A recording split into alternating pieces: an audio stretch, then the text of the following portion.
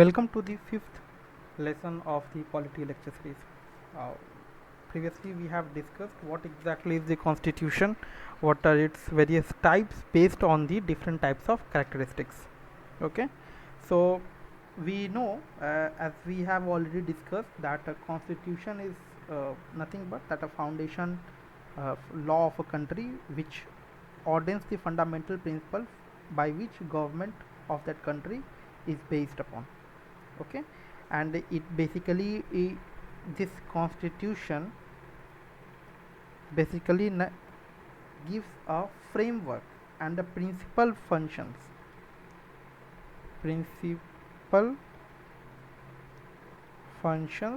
and framework to the various organs of the government on which they work. Okay, only with the exception of there is exception, that is United Kingdom, where almost all democratic countries possess a written constitution, and India also possesses a elaborate written constitution which has been enacted by the Constituent Assembly, especially set up for the purpose. That is, a one single body was responsible for uh, that enacting of the constitution. Okay, so yes, uh, we'll discuss about the administration and legislative reform before 1857. Before moving to that, I will give you brief intro that how the evolution of the Indian constitution happened. Evolution of the Indian constitution happened. Okay, so as present, the first constitution of India was framed to give themselves, like, who when there will be a question like who gave the constitution to the India. It is the people who gifted themselves to the constitution on which the government will work. Okay, so it is like defined as that our present constitution, the first constitution of India, was framed was framed and given themselves by the whom? By the people of India. They themselves given this constitution. Okay, and it was adopted by the Constituent Assembly on which date? I told you in the previous lecture. The key to remember the date, 26th January, is on the day when the constitution came into the force, and it was adopted on same 26th date, but the month will be your November and year will be minus 1950 minus 1, that is your nothing but 1949. Okay, and when it came into the force, it was it came into full operation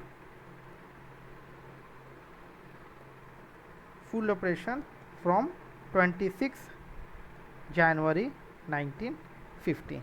So this is the whole story. Okay, and the original constitution, the constitution which was given by the Constituent Assembly, it it is very important thing, it had 22 parts, like first part, second part, third part. We have one part which include your related to the union and territories, related to the fundamental rights, DPSPs and all. So similarly, there were 22 parts originally, 395 articles. Okay, and total 8 schedules. Currently it is 12. Okay, so yeah, and it gets amended time to time. It gets amended time to time as per the requirement. Okay, so although the system of the ancient India do have their reflection in the Constitution of India, the direct sources of constitution lie in the administrative and legislative developments of the British period. Okay, and in that way we have given a world's largest written constitution that we have, that Indian democracy have. Okay, so moving moving ahead, we'll discuss about the administrative and legislative, what were the legislative reforms taken before 1857, and why we have specifically in the syllabus we have to study this thing, and the date is 1857. There is the importance of this 1857. What is the importance? 1857 is marked as the, it is marked as the year when first war of independence was broke out. It is considered 1857 is considered as the first war of independence. Okay.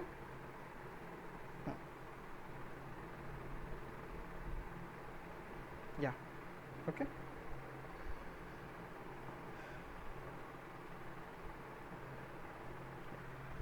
So before moving to what were the reforms, there were multiple reforms were taken place before moving before 1857. Okay, how many reforms? Total 6 reforms. Total 6 reforms. What were the reforms? I will tell you the key term which will help you in remembering the date. First, you have to remember, whenever we are studying about things, we have to remember 6 years. How it will remember? First, remember 1773. Okay, and now it is 1773. Just add 10 into it. So this is only one exception to it. So another year will be your 1884, and after 1884, just forget about thing 4. Now you have to only focus about the 3 last digit part.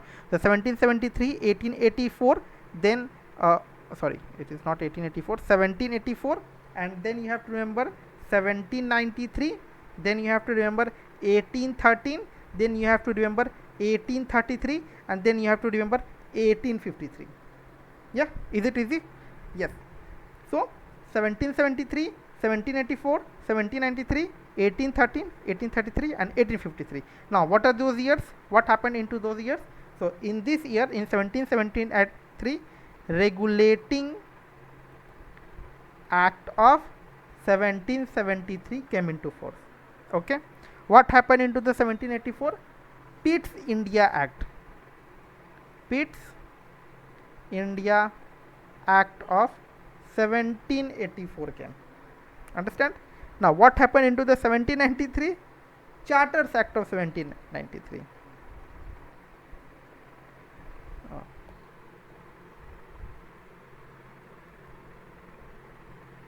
Charters Act of 1793. What happened into the 1813? Nothing but Charters Act of 1813. What happened into the 1833? It is nothing but your Charters Act of 1833. What happened into your 1853? It was nothing but, and it was the last act, Charters Act of 1853. I guess it is very easy for you to remember these dates. What were the legislative reforms taken before 1857? Why 1857? 1857 is considered to be the year when the first war of independence was broke out in India. Okay, and what were the total 6 reforms were taken place? What was the years for that? The year will be your first will be your 1773. Then just add 10 for it and plus 1. This is an exception. So 1773, and then 1784 you will remember, and after that you have to just remember 1793, then 1813, then 1833, then 1853. Okay. Yeah. Here if you see, there will plus 20. Here also is your plus 20, and here is also your plus 20 years. Okay. And in this one, this is the only exception, plus 11. And here also if you see, just take it as 1833, and it is also your actually it is not plus 9, it will be plus 9. So just consider 10 10. So consider, I remember it as 1793 and not 1793. Okay, so it is just giving you giving on one help to remember these dates. Okay, and it is very easy to remember the what happened into this year. One was Regulating Act, and after that Pitt's India Act, and after that whatever the years are there, just add Charters Act, Charters Act, Charters Act, Charters Act. Okay, now moving ahead, what happened between those periods, that is also very important, we have to know. And there are few important things, there are always few important things that is that happened into those years of the Charters Act. Yeah, so uh, first will be we are going to discuss Regulating Act of 1773. Regulating Act of 1773. What were the things that happened during those period? Yeah. So you have to remember that important thing I am going to discuss. There is no need to know everything about that thing. You have to just mark it that what was the important thing happened during those years, and that is only important. Okay. So in this Regulating Act, the governance of East India Company was put under the British Parliament. Earlier it was mere a company that was almost ruling over the people. Now from this act, the governance of East India Company was put under the British Parliament. Was put under the British Parliament. Okay, that is one important thing. From this first Regulating Act of 1773, governance of East India Company was put under the British Parliament. Okay, now second important thing. Now the Governor General of Bengal was nominated as a Governor Central of all the three presidencies that were happening all the time. That was Calcutta, Bombay and Madras. Okay, and Warren Hastings was the first such Governor General. So that is not that much important. I don't give that much importance to this information, but just for the sake of knowledge, I am telling you that Governor General of Bengal was nominated as the Governor General of all the three provinces during this from this Regulating Act. Okay, now the important part, now one another more important part, a Supreme Court was established first time, that was in Calcutta in 1774 through this Regulating Act. So Supreme Court was established in Calcutta from this act, in which year? In 1774 this happened. Okay, now the third, not that much important, I give it to it, but for the sake of knowledge I am telling you, the Governor General, who was the Governor General at the time, Governor General was empowered to make rules, regulations and ordinances with the consent of Supreme Court. Governor General was given the power to make the rules and regulations, but he has to take the consent of Supreme Court before making such act. Okay, so this was important. This was part of the Regulating Act of 1773. Now we are going to see Pitt's India Act. Pitt's India Act of 1784. Okay, now what was Pitt's India Act? Very just knowledge. What Pitt's India Act was brought up just to make a correction, changes into this Regulating Act of 1773, to make a correction into the Regulating Act of 1773. So Pitt's India Act, it was enacted to improve the provisions. It was enacted to improve the provisions of the Regulating Act 1773, to improve the provisions of Regulating Act 1773. Okay, to brought up more better discipline within the company system administration, because company was working because company was brought up under the British Parliament. So this was the first time it was happening, so there were some issues under it. So this Pitt's India Act was brought up to correct those stuff. Okay, and the board of controller was set up to look into this governance and all. That's not much important. Now I will give you second important point. Second important point is that trade and commerce related issues that that were brought up into the purview of court of directors of the company. Okay, trade and commerce related issues were under the purview of court and directors of the company. It was brought up under this trade and commerce related issues were brought up under the court of directors of the company. So now in the previously trade and commerce was independent, yet East India Company was reporting to the British Parliament, but that was independent. Now trade and commerce related issues will also be brought up under the court of directors of the company. So it means like directly reporting to the British Parliament. Okay, and provinces had to follow the instruction of the central government and Governor General, which was empowered to dismiss the failing provincial government. So that was like Governor General was given the power that he can dismiss any provincial government related to any disciplinary action. Okay, so that was under the Pitt's India Act. These are the two important key points that I mentioned here. Now the Charters Act of 1793. See the years: 1773, 1784, now 1793, and after this year you just have to add plus 20. Okay, to get to up to 1753. Okay, so what was the important part in Charters Act of 1793?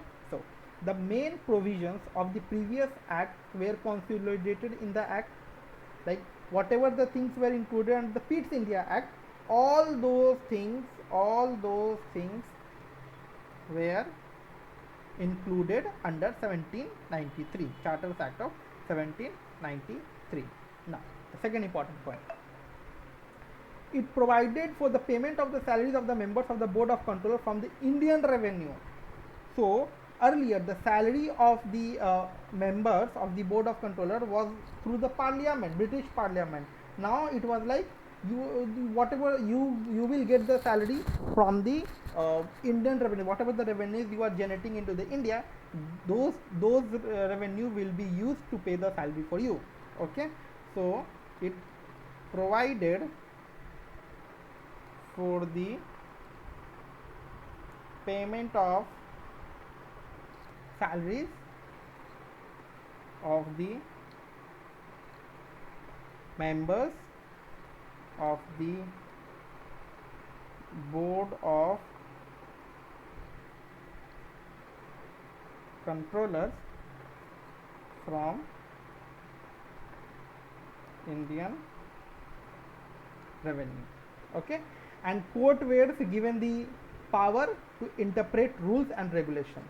Okay, earlier Governor General can make the, in the 17th, earlier Governor General was empowered to make the rules with the consent of Supreme Court. Consent of Supreme Court was required, but Supreme Court didn't have power to make the changes into the rule. So now the courts were given the power. Now courts were given the power to interpret rule and regulations. Okay, now the court were given power to interpret the rules and regulations. Yeah, now moving ahead, Charter Act of 1793 we have seen. Now we are going to see Charter Act of 1813. Add 20 years, 1793 plus 20, that will give you 1813. So Charters Act of 1813. What was the important point? Now the trade monopoly, like it was given that earlier only East India Company was given to trade with the India. Now the trade monopoly of the East India Company came to be into Charters Act of 1833. Now other company can also get trade. So that's what, like in Britain there was many voice was raised, like why only why only East India Company was allowed to do the trade with India. We should, other traders should also be allowed to do so. So through this Charters Act of 1830, trade monopoly of East India Company came to an end. Now power to the three councils of Madras, Bombay and Calcutta were enlarged, and they were also subjected to greater control of British. Like Madras, Bombay and Calcutta were given the much power, and they had the control. They are getting the control from British Parliament as well. Okay. Now the second important point: Christian missionaries were allowed to spread their religion in India. See, and in Britain, through Magna Carta, which was being evolved over the period of time very long back, Christian missionaries were not allowed to interfere into the politics. But now in India, they are allowing them to interfere in the India and to spread their religion. Christian, it was directly affecting, like allowing them to connect with the politics. Christian missionaries were allowed to spread their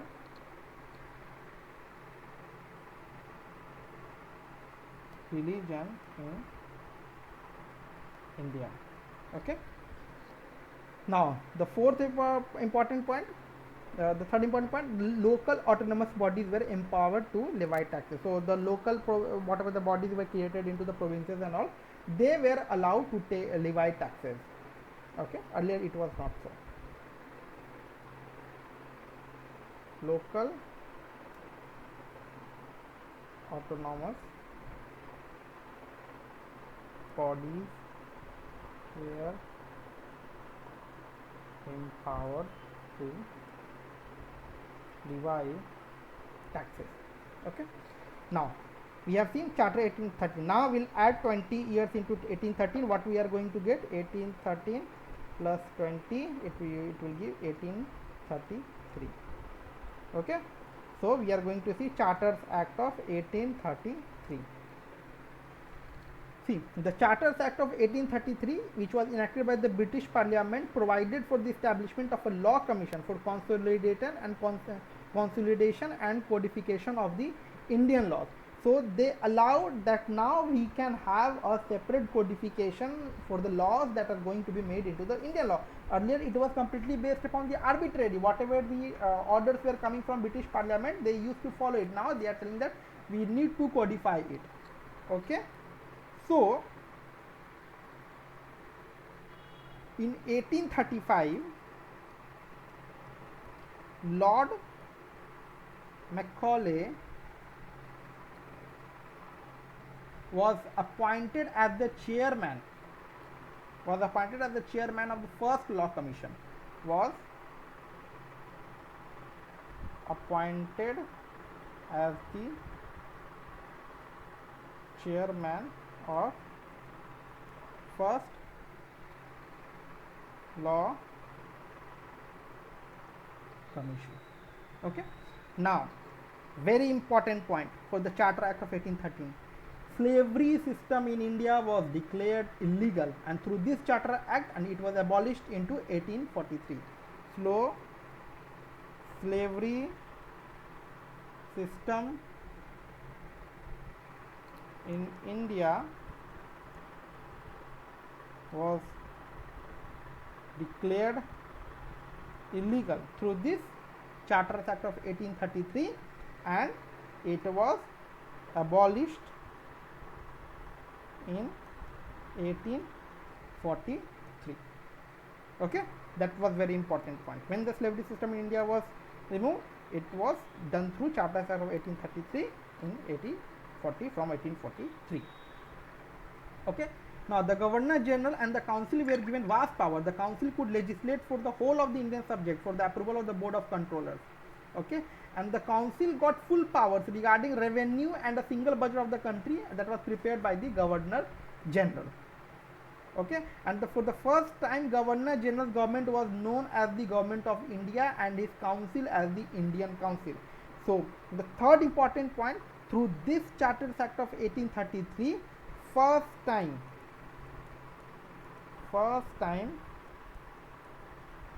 Governor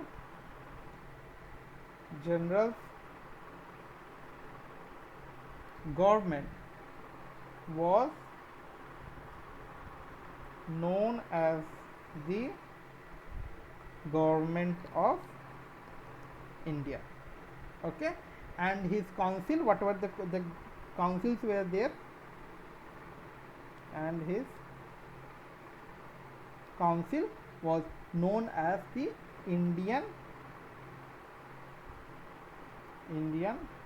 Council. So it was showing that now we have a, through this Charter of 1833, it felt like now we have a complete power on the India.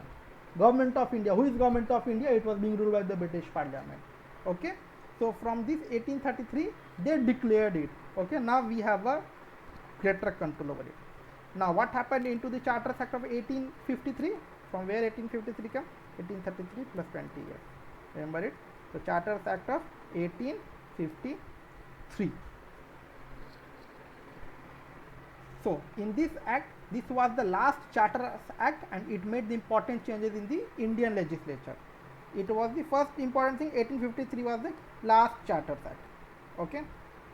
Now, this act followed a report of Governor General Dalhousie for improving the administration of the country. So they had some written, they have some provided some provisions to improve the administration of the country. A separate Governor General of the Bengal was appointed through it. Okay, and legislative and administrative function of the councils were separately identified. Legislative will be the different, administrative will be different. So there were certain changes, there were multiple changes were made with related to the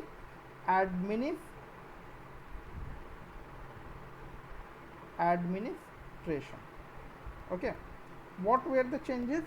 Very important part, very important. Now the recruitment of the company's employees was started to be done through the competitive exams. Okay, now if you are qualified, you can give the exam. If you clear it, you will get the job into it. Okay, so through this act, recruitment of companies employees was to be done through competitive exams. Okay, and British Parliament was empowered to put the company's governance of India to end at any suitable time. A British Parliament had the power to end the what is the governance of India is going on, so they can end it in any time. It means like the complete power was lied between the British Parliament. That was the last important point of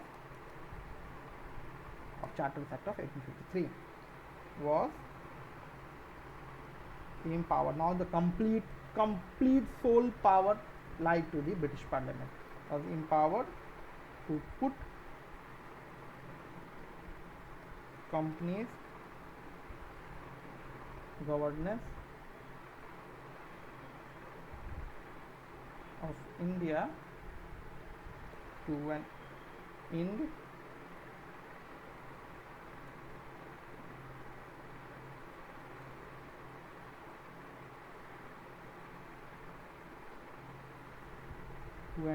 at any suitable time. Okay, so this was all about for the administrative and legislative reforms that were taken before 1857. Why 1857? I told you, because we are considering 1857 because on this date first war of independence was taken place, brought out. Thus we are considering, we have marked a line that we will remember, like why this first why this first war of independence was broke out during this 1857. There must be something happened before that. Yes, what were the things that broke out the 1857 war? There were multiple reforms that were brought up that made the people to come against the British government and raise the voice, and that's why the first war of independence was broke out. And these were the six basic reforms that were taken place. One was the Regulating Act of 1773, then it will be your Charters Act of 1784, then it will be your Pitt's India Act of 1784, then it will be Charters Act of 1793, 1713, 1733 and 1753. These are the dates that we have to remember, and some of the key important parts that I have discussed it here. That is much more than enough. You just nobody is going to ask to write all those things. You just have a glimpse of it, and you can mention it, like what was happened, any related. So you can tell that there were totally six reforms were taken place. The key important parts in those reforms were like in the 1773 East India Company was put under the British Parliament. Supreme Court was established during those under this Regulating Act, and Governor General, whatever the decision going to take by the Governor General or rule he is going to make, it should be by the consent of Supreme Court. Then the Pitt's India Act was there. Pitt's India Act was brought up to improve the discipline, whatever the provisions under the 1773, it was brought up to improve the provisions of the 1773, and trade and commerce were brought up into the directors of the company. Okay, and what happened in the 1793? In 1793, whatever we have discussed in the Pitt's India Act, that will come, that will also brought, that will be there.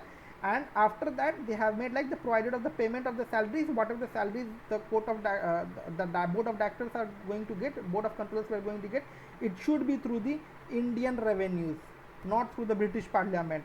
And the courts were given the power. Earlier the Supreme Court was just the same calculator and Governor General was making the power. Now the courts were given the power to interpret the rule and they can change it.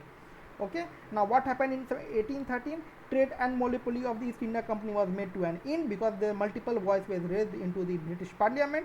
After that, Christian missionaries were allowed to spread their religion into the India, and local autonomous body was given the power to levy taxes. Okay, now if we come into the 1833, Lord Macaulay was appointed for the laws commission. So it was like a British Parliament said that we should have a consolidated law book for the India. So that's why Lord Macaulay was appointed and the law was getting codified. Within that slavery system was made illegal and it was abolished in 1843, and first time Governor General of India started to be called as the Government of India, and this council will be known as the Indian Council, which was done through the 1833 Charters Act. And in the last act, which was declared, in which India completely submerged into the British Parliament, it was the last Charters Act. Administration reforms were taken place where the company's recruitment of the employees will be done through the competitive exams, but yes, for the Indians it was selective, not for all the posts. And then the British Parliament was empowered to the company's government of India to an end at any suitable time. So these were the things that happened before the 1857, and after that 1857 first war of independence was brought out. Okay, if you have any doubt, please connect with me on my social media accounts. Thank you.